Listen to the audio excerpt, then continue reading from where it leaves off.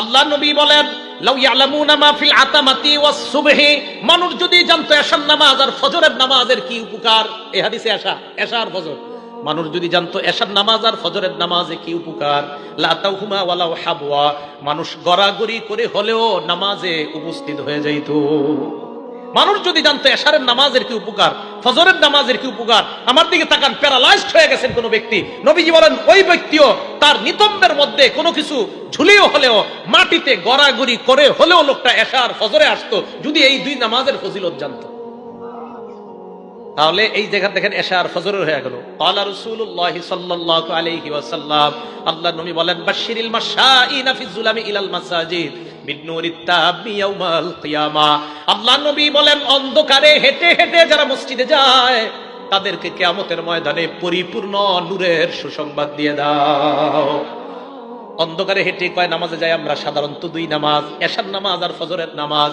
এই জন্য আমি বলি, এশার নামাজে যখন টর্চলাইট টিপতে টিপতে যান, মাঝে মাঝে টর্চলাইটটা বন্ধ করবেন, একটু অন্ধকারে থাকবেন, কিয়ামতের মাঠে যেন বলতে পারেন, আল্লাহ আমি অন্ধকারে হাঁটছিলাম। হ্যাঁ, টর্চলাইট দিবেন, একদম সারাক্ষণ জ্বালায় রেখেন, একটু বন্ধ করেন। এরকম মোবাইলের লাইট জ্বালাই আমরা, একটু বন্ধ করেন, আবার জ্বালায়েন, সমস্যা নাই। কিন্তু মানে যেন কিয়ামতের মাঠে বলতে পারেন, আল্লাহ আমি তো অন্ধকারে হেঁটে হেঁটে আসছি। ফজরের সময়ও অন্ধকারে একটু হাঁটবেন, বলছি না যে লাইট জ্বালাবেন না, একটু জ্বালাবেন, একটু একটু অন্ধকারে হাঁটেন, যেন কিয়ামতের ময়দানে বলা যায়, আল্লাহ আমি তো অন্ধকারে হেঁটে মসজিদে গিয়েছি, তোমার ওয়াদা তুমি আমাকে নূর দান করবা, অবশ্যই আল্লাহ আপনাকে নূর দান। তাহলে ফজরের নামাজ, এশার নামাজ, আসরের নামাজের গুরুত্ব আমরা পাইলাম। দেখেন বুখারীর বর্ণনা, এই 652 নম্বর বর্ণনা আছে, লাউ ইয়ালামুনা মা ফিত তাসজিদ, মানুষ যদি জানতো যোহরের নামাজের কি ফায়দা, লাস্তাবাকু ইলাইহি, তাহলে মানুষ প্রতিযোগিতা করে হলেও যোহরের নামাজে উপস্থিত হয়ে যাইতো। এই নামাজগুলোর গুরুত্ব হাদিসে কেন বেশি দিছে? সাধারণত আমাদের দেশের মানুষ মাগরিব বেশি পড়ে, বাকি চার ওয়াক্ত বেশি পড়ে না। কোন নামাজ দেখবেন মাগরিবি মুসল্লি সবসময় একটু বেশি হয়, মাগরিব নামাজ। এই জন্য ফজরের নামাজে মুসল্লি কম হয়, জোহরেও কম হয়। জোহরে কৃষকরা মাঠে ঘাটে থাকে, কোনো মতে আইসা গোসল কইরা গামছা গাই দিয়ে মসজিদে গিয়ে নামাজ পড়া শুরু করে। এই ঠিক নাই না? হ্যাঁ, আপনারা কৃষক যারা আছেন, গামছাটা গাই দিয়েই মসজিদে গিয়ে নামাজে দাঁড়ায় যান।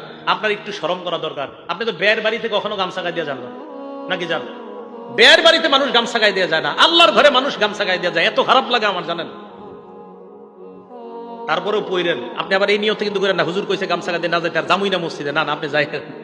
আমি বলছি যে আপনি মানে গামছা গাই দিয়ে কেন যান?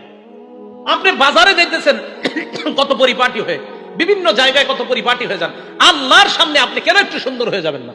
এটা আমার বোঝানোর উদ্দেশ্য।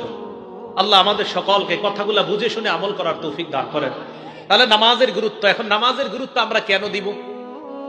বুখারী শরীফের 757 কত হয়? 57। মন দিয়ে শুনেন। আল্লাহ বলেন, আকিমিস সালাতা তরফাইন নাহার ওয়া যুলাফা মিনাল লাইল। আল্লাহ পাক রব্বুল আলামিন বলেন, আকিমিস সালাহ, নামাজ কায়েম করেন। সূরা আনকাবুতের 45 নম্বর আয়াতে আল্লাহ বলেন, আকিমিস সালাহ, নামাজ কায়েম করেন। কোরআনের অসংখ্য অগণিত আয়াতে আল্লাহ বলেন, আকিমুস সালাহ, তোমরা নামাজ কায়েম করো। আল্লাহ কেন বললেন নামাজ কায়েম করো? নামাজ পড়ো না বলে আল্লাহ কেন বললেন নামাজ কায়েম করো? নামাজ কায়েম করা দ্বারা অনেক উদ্দেশ্য। 1 নাম্বার, আল মুহাফাজাতু আলা শুরুতিস সালাহ, নামাজ সহিহ শুদ্ধ হওয়ার জন্য যেই শর্তগুলো আছে, শরীর পাক, কাপড় পাক, নামাজের জায়গা পাক ইত্যাদি জায়গাগুলো পাক করা। শরীর পবিত্র না হলে আল্লাহ আপনার নামাজ কবুল করবে না।